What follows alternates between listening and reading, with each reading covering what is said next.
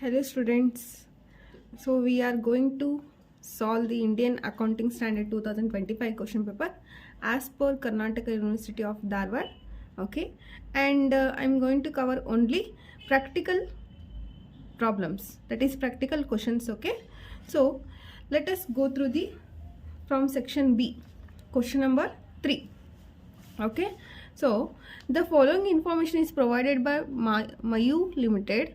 Prepared note to changes in inventory as per Schedule 3 of Companies Act 2013.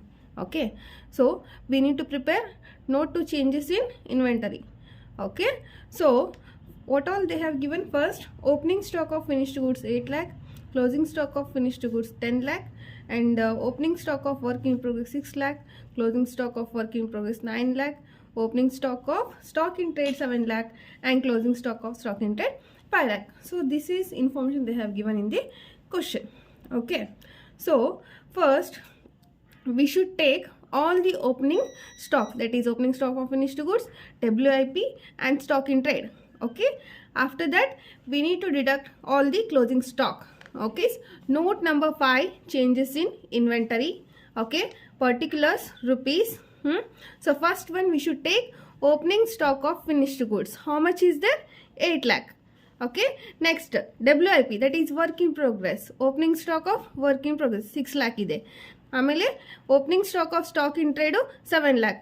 ಅಂದರೆ ನಾವು first ಇಲ್ಲಿ ಏನು ಮಾಡಿದ್ವಿ, ಓಪನಿಂಗ್ ಸ್ಟಾಕ್ ಇಷ್ಟೂ ತೊಗೊಂಡ್ವಿ, ದಟ್ ಈಸ್ ಏನೇನು ತೊಗೊಂಡ್ವಿ, finished goods, WIP and stock in trade. Okay, make a total. So total ಮಾಡಿ 21 lakhs ಬರುತ್ತೆ.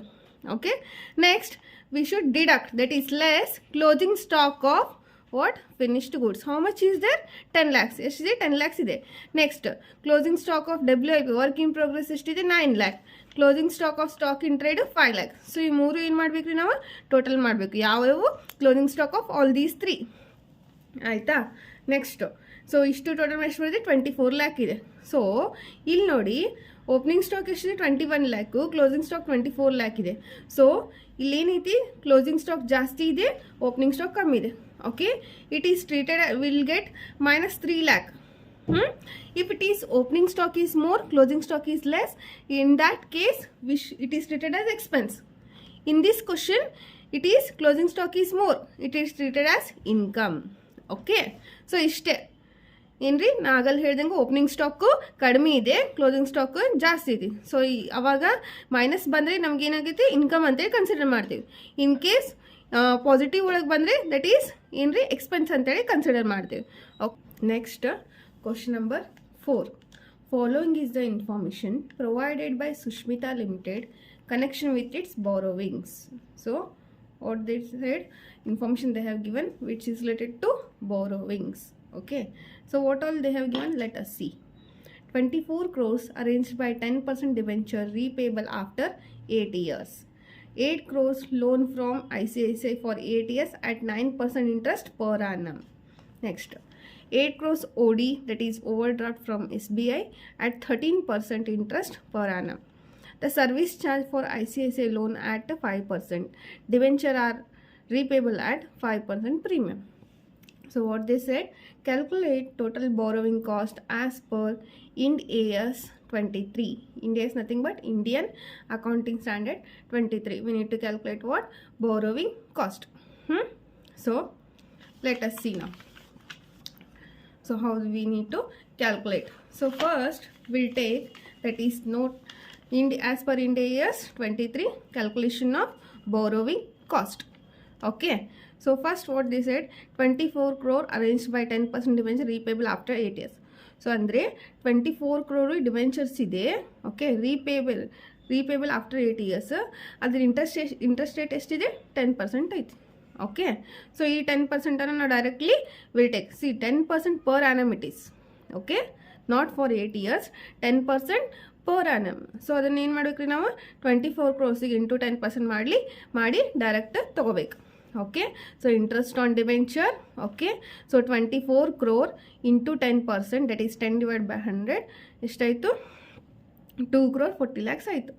ಓಕೆ, ನೆಕ್ಸ್ಟ್ ಏನೈತಿ, 8 crores loan from ICICI for 8 years at 9% interest per annum.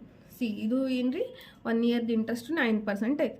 So one more thing ಏನಂದರೆ ನಾವು ಏನಿದ್ರು 1 ಇಯರ್ದು ಏನು ಮಾಡಬೇಕಿಲ್ಲ ಬಾರೋವಿಂಗ್ ಕಾಸ್ಟ್ ಕ್ಯಾಲ್ಕುಲೇಟ್ ಮಾಡಬೇಕು. So we should calculate particular 1 year borrowing cost. We should take only 1 year all the cost which is borrowed by the company. Okay, so ಇಲ್ಲಿ already ನಾವು 1 year ತೊಗೊಂಡ್ವಿ, that is 10% interest. Next 8 crores loan from ICICI for 8 years at 9% interest rate per annum ಇದೆ. Okay, so directly 8 crores ಮೇಲೆ 9% ಮಾಡಬೇಕು. Interest on ICICI bank 8 crore into 9%, that is 9 divided by 100. ಎಷ್ಟಾತ್ರಿ ಇಲ್ಲಿ 72 lakhs. Next 8 crores overdraft from SBI at 13% interest rate per annum. So same OD ಐತಿ, ಎದ್ರದ್ದು SBI 13% interest rate, ಇದು per annum ಕೊಟ್ಟಾರ ನೋಡಿರಿ, ಲಕ್ಷ ಕೊಡ್ರಿ. Okay, so ಏನು ತೊಗೋಬೇಕ್ರಿ, interest on OD that is over draft from SBI ಎಷ್ಟಿದೆ 8 crores ಇದೆ at 13% per annum. 13 divided by 100 will get 1 crore 4 lakh. Next ಏನು ಕೊಟ್ಟಾರ, the service charge for ICICI loan at 5%. C ಇವು ಮೂರು ಏನು ಕೊಟ್ಟಿದ್ರು, what they have given per annum they given interest rate, but here service charge ICICI loan is they have given 5%. okay, so in that case it is 5% service charge ICICI loan for 8 years. it is ಏನ್ರಿ ಇದು 5% 8 years ಕೊಟ್ಟಾರ. Okay, so ನಾವು ನಾಗಲ್ ಹೇಳ್ದಂಗೆ ಏನು ಅವಾಗಲೇ ಹೇಳಿದಾಗೆ, so 1 year ಅಷ್ಟು ನಾವು ಏನು ಮಾಡಬೇಕು, ಕಾಸ್ಟನ್ನು ಕನ್ಸಿಡರ್ ಮಾಡಬೇಕು. ಸೊ ICICI ಲೋನ್ ಎಷ್ಟಿದೆ, how much is there, ICICI loan 8 crore is there. okay, service charge how much they have given, 5% for 5% for 8 years. okay, so first the service charge for ICICI loan at 5%. so 8 crore into 5 divided by 100, that is 5% divided by 8 years. why 8 years, tell me, because loan how much is 8 years is there. so overall 8 years they have given service charge, but we should take only 1 year. So divided by 8 we'll get service charge 5 lakh for 1 year. Next, debentures are repayable at 5% premium. See, premium also will take what, only 1 year. So debentures repayable how much is there, 8 years is there. This is also same case, debenture 24 crore into 5% divided by 8 years. okay, so premium on redemption of debentures 24 crores into 5% divided by 8 years ಎಷ್ಟಾಯಿತು, 15 lakh ಆಯ್ತು. ಯಾಕೆ 8 years ಮಾಡಿದ್ದು ಹೇಳ್ರಿ, because ನಾವು 1 year ಅಷ್ಟೇ ತಗೋಬೇಕು. ಇದು 5% premium over all 8 years ಕೊಟ್ಟಾರ. So that we should consider only 1 year. Will get how much, 15 lakhs. So make a total of it, that is 2 crore 40 lakhs, 72 lakhs, 1 crore 4 lakhs, 5 lakhs and 15 lakhs. Will get how much, 4 crore 36 lakh, that is total borrowing cost.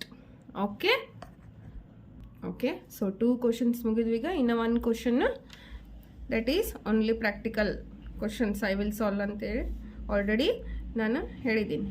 Okay, so question number 6, calculate non-controlling interest from the following as per Ind AS 110. okay, non-controlling interest. okay, so this is from what, non-controlling, or we can call it as minority interest also. so what all they have given, particulars, Priya Limited, Avani Limited. so share capital, shares of rupees face value ಎಷ್ಟಿದೆ 10 rupees, 2,50,000. and general reserve as on 1/4/2023 30,000 Priya Limited, Avani Limited 20,000. next, profit as on 1/4/2023 40,000 10,000. next, total profit for the year. so overall profit 1/4 ಇಂದ 31st 3 ವರೆಗೂ overall profit. so ಇದ್ರೊಳಗೆ ಏನ್ರಿ, pre acquisition profit ಇರ್ತೈತಿ, post acquisition profit ಇರ್ತೈತಿ. Okay, so 50,000 25,000. So ನೋಡೋಣ ಯಾರಿಗೆ acquire ಮಾಡ್ಕೊಂಡಾರ ಅಂತ ಹೇಳಿ. So Priya limited acquired 3,000 shares of rupees 10 each of Avani Limited. So ಎಷ್ಟು ಅಕ್ವೈರ್ ಮಾಡ್ಯಾರ, ಯಾರ್ಯಾರಿಗೆ ಅಕ್ವೈರ್ ಮಾಡ್ಯಾರ, Priya limited acquire the shares 3,000 shares of Avani Limited. Here Priya Limited is a holding company and Avani Limited is a subsidiary company. So when they are acquired on 1/10/2023. okay, so ಇಷ್ಟು acquire. So before that ಎಷ್ಟು 3,000 acquire ಮಾಡ್ಯಾರ. ನಾವು first number of shares of Avani limited ಏನು ಮಾಡ್ಬೇಕ್ರಿ, calculate ಮಾಡ್ಬೇಕು. So ಅದಾದಮೇಲೆ ratios. Okay, so let us solve step by step. Ratio. Okay, so first, that is total shares of Avani Limited we need to calculate. Total share capital, how much is there? Avani Limited 50,000 is there. Okay, so 50,000 divided by 10, face value is 10, we'll get how much? 5,000 shares of Avani Limited, that is subsidiary company. Okay, next, number of shares acquired by Priya Limited, how much? Holding company, how much acquired by subsidiary company? 3,000 shares. Next, remaining shares of Avani Limited, that is remaining shares of Avani Limited. Total number of Avani Limited shares, how much is there? 5,000 is there.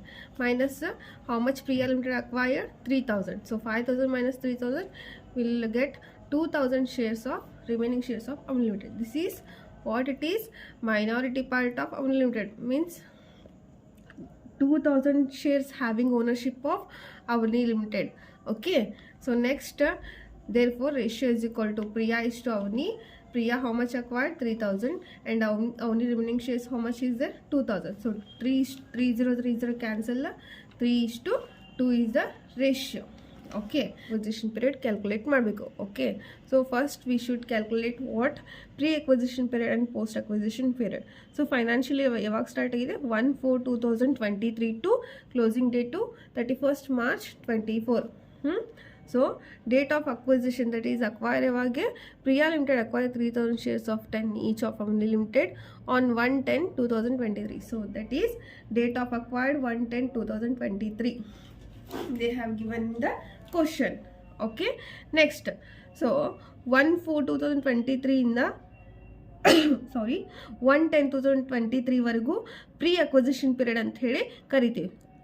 Okay, and 1/10/2023 ಇಂದ 31st March 2024 ವರೆಗೂ post acquisition period ಅಂತ ಹೇಳಿ ಕರಿತೀವಿ. Okay, so pre acquisition period ಎಷ್ಟಾಗುತ್ತೆ ನೋಡೋಣ. So ಏಪ್ರಿಲಿಂದ, that is 1/4 ಇಂದ 1/10 ವರೆಗೂ. Okay, April, that is 4, 5, 6, 7, 8, 9. So 9 ಅಷ್ಟೇ ಹಿಡಿಬೇಕು, 10 ಹಿಡಿಯೋಂಗಿಲ್ಲ, ಬಿಕಾಸ್ ಅದೇ 10 ಮಂತ್ ಅವಾಗ ಸ್ಟಾರ್ಟ್ ಐತಿ. ಸೊ ಅವಾಗ ಅಕ್ವೈರ್ಡ್ ಆಗೈತಿ. ಓಕೆ, ಎಷ್ಟಾಯಿತು? 6 months ಆಯಿತು pre acquisition. Remaining 6 months is post acquisition period.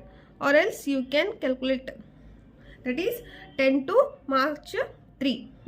That is 10, 11, 12, 1, 2, 3. Okay, 6 months. ಇಲ್ಲಿ ನಾವು 10th ಮಂತನ್ನು ಕನ್ಸಿಡರ್ ಮಾಡಿದ್ವಿ. ಯಾಕಪ್ಪ ಅಂದರೆ ಅವಾಗ ಸ್ಟಾರ್ಟ್ ಆಗೈತಿ, ಇನ್ನೂ ಮುಗ್ದಿಲ್ಲ. ಓಕೆ, ಇನ್ ಕೇಸ್ ಮುಗ್ದಿದ್ರೆ ನಾವು ಕನ್ಸಿಡರ್ ಮಾಡ್ತಿದ್ದಿಲ್ಲ. ಇಲ್ಲಿ ಅವಾಗ ಸ್ಟಾರ್ಟ್ ಆಗಿದೆ, ಸೊ ಅದಕ್ಕೆ ನಾವು ಏನು ಮಾಡಿದ್ವಿ, ಅದನ್ನೇ ಕನ್ಸಿಡರ್ ಮಾಡಿದ್ವಿ. ಈಗ this question, calculation of non controlling interest. So first ಏನು ಮಾಡ್ಬೇಕು ನಾವು? Share capital of Avani Limited ತೊಗೋಬೇಕು. ಸೊ ಶೇರ್ ಕ್ಯಾಪಿಟಲ್ ಎಷ್ಟಿದೆ? Share capital Avani Limited 50,000 into 2/5 minority part. Avani Limited part ಏನಿದೆ ಅಲ್ಲ ರೇಷಿಯೋ ಒಳಗೆ, ಸೊ ಅದನ್ನು ನಾವು ಕನ್ಸಿಡರ್ ಮಾಡಬೇಕು. We are going to consider minority part of Avani Limited, that is Avani Limited how much ratio it came? 2 is there. Okay, total 5, so 2/5, 50,000 into 2/5.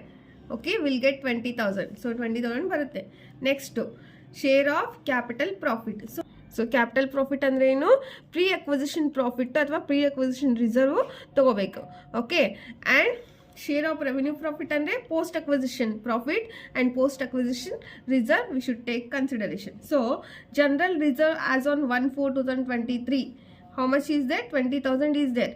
Okay, so this is pre-acquisition period ಒಳಗೆ general reserve ಕೊಟ್ಟಾರೆ. And profit as on 1/4/2023 10,000. This is also pre-acquisition period of profit.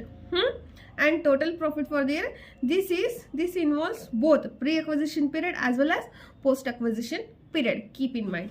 Okay, so first we should take these two. Next, so general 20,000 is there. So pre-acquisition reserve 1/4/2023, 20,000 into, so earlier I said minority part of Avani Limited, that is 2 divided by 5, will get how much? 8,000. Next, pre-acquisition profit, how much is it? 10,000, right? So pre-acquisition profit 1/4/2023, 10,000 they have given in the question, and into 2/5, 4,000. Next, profit for the year. So ನಾನು ಆವಾಗಲೇ ಹೇಳಿದಾಗೆ ಈ total profit ಇದೆ ಅಲ್ವಾ, so ಈ total profit pre acquisition ಪೀರಿಯಡ್ದು ಇರ್ತೈತಿ, post acquisition ಪೀರಿಯಡ್ದು ಇರುತ್ತೆ. Okay, ಅದಕ್ಕೆ ನಾವು ಈ ಟೋಟಲ್ ಪ್ರಾಫಿಟನ್ನು ಎರಡು ಕಡೆ ತೊಗೋಬೇಕು. ಎಲ್ಲಿ share of capital profit and share of revenue profit. So first capital profit, so ಎಷ್ಟಿದೆ? 25,000 ಇದೆ. ಓಕೆನಾ? So profit for the year 25,000 into 6/12. Okay, so 6/12 ಯಾಕೆ ಹೇಳಿ? ಪ್ರೀ ಅಕ್ವಿಸಿಷನ್ ಪೀರಿಯಡ್ ಎಷ್ಟಿದೆ? 6 ಮಂತ್ ಇದೆ. Total number of months 12 months. ಓಕೆನಾ? So ಅದಕ್ಕೆ ಏನು ಮಾಡಿದ್ವಿ? 6/12 into minority part of unlimited, how much is there? 2/5. So we'll get 5,000. Okay, next, that is share of revenue profit. So ನಾವು ಆವಾಗಲೇ ಹೇಳಿದಾಗೆ post acquisition profit, post acquisition reserve ಅನ್ನ share of revenue profit ಅಲ್ಲಿ ನಾವು consider ಮಾಡೋದು. Okay, so ಇಲ್ಲಿ ನೋಡಿ ನಮ್ಗೇನಿದೆ? Only post acquisition reserve ಇಲ್ಲ. ಓಕೆನಾ? ಆ್ಯಂಡ್ ಪೋಸ್ಟ್ ಅಕ್ವಿಸಿಷನ್ ಪ್ರಾಫಿಟ್ ಇದೆ. ಏನು ಹೇಳಿ? ಟೋಟಲ್ ಪ್ರಾಫಿಟ್ ಇದರೊಳಗೆ ಆಲ್ರೆಡಿ ಪ್ರೀ ಅಕ್ವಿಸಿಷನ್ ಪ್ರಾಫಿಟ್ ತೊಗೊಂಡು ಇನ್ನು remaining post acquisition. So as it is 25,000, remaining 6/12, remaining nothing but post acquisition period ಎಷ್ಟಿದೆ? 6 ಮಂತ್ಸ್ ಇದೆ. ಓಕೆನಾ? So 6/12 into 2/5, 5,000. ಓಕೆ, ಸೊ ಇಲ್ಲಿ ನೋಡ್ರಿ ನಮಗೆ ರಿಸರ್ವ್ ಪೋಸ್ಟ್ ಅಕ್ವಿಸಿಷನ್ ಪೀರಿಯಡ್ದು ರಿಸರ್ವ್ ಕೊಟ್ಟಿಲ್ಲ. ಓಕೆ, ಅದಕ್ಕೆ ನಾವು ರಿಸರ್ವ್ ತೊಗೊಂಡಿಲ್ಲ. ಇನ್ ಕೇಸ್ ಇಲ್ಲಿ ಬರೀ ಓನ್ಲಿ ನಮಗೆ total profit for the year ಕೊಟ್ಟಾರೆ. ಸೊ ಅದನ್ನಷ್ಟೇ ನಾವು consider. So after that you should make a total 20,000, 8,000, 4,000, 5,000 and 5,000. We'll get non-controlling interest 42,000. It is also called as what? Minority interest. So this completes 5 marks practical questions. Okay, so I hope you guys are understood this solution. Okay, thank you.